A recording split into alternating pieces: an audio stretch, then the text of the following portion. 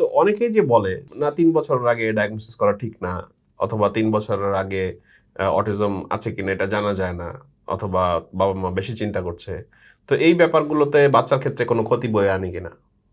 দেখেন, এমনি পাড়া প্রতিবেশী, দাদা দাদি, হ্যাঁ, বা বাসার অনেক আত্মীয় স্বজন অনেকেই বলে, আরে 4 বছর 5 বছর বয়সেও তো অনেক বাচ্চারা কথা বলেছে, হ্যাঁ, তো এত টেনশনের কিছু নাই, তোমরা অপেক্ষা করতে থাকো, সমস্যা নেই, এমনি ঠিক হয়ে যাবে।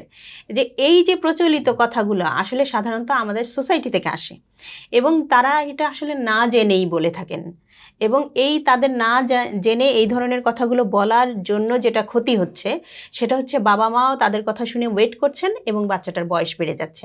আর বাচ্চা বয়স বেড়ে যেয়ে যখন 5-7 বছর তারপরে আমাদের কাছে আসছে, বা 5-7 বছর বয়সে যখন যেয়ে তারা বিভিন্ন স্পেশালিস্টকে দেখাচ্ছে, তখন যে তারা সাফার করছে যে না আসলে আমরা ভুল করেছি। তারা নিজেরাই এসে বলে যে আমরা ওই কথাগুলো শুনেই আসলে ভুল করেছি এবং এতদিন ধরে অপেক্ষা করেছি এবং সেই জন্যই আমাদের আসতে দেরি হয়েছে।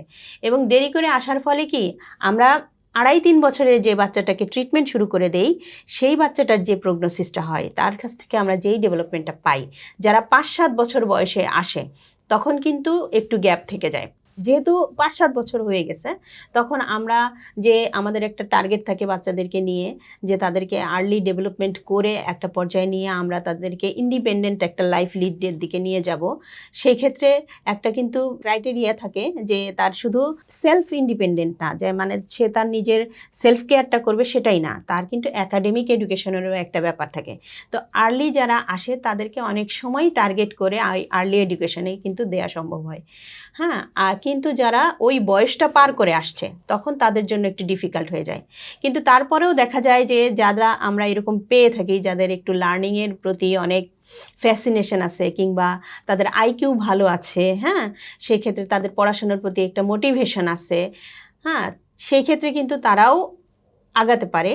তাদেরকে একটু নার্চারিং করে সেভাবে তৈরি করে যদি সম্ভব হয় তাহলে প্রাইমারি এডুকেশন কিন্তু দেয়া যাচ্ছে। অনেকের ক্ষেত্রে যেটা হয় যে যাদের বেশি আইকিউ ভালো থাকে তারা আরও ভালো পর্যায়ে লেখাপড়া করতে পারে। হোম এডুকেশন দিয়েও অনেকে সাবজেক্ট চুজ করে এক্সাম দিচ্ছে, এরকমও কিন্তু আছে। অনেক ধন্যবাদ ম্যাডাম।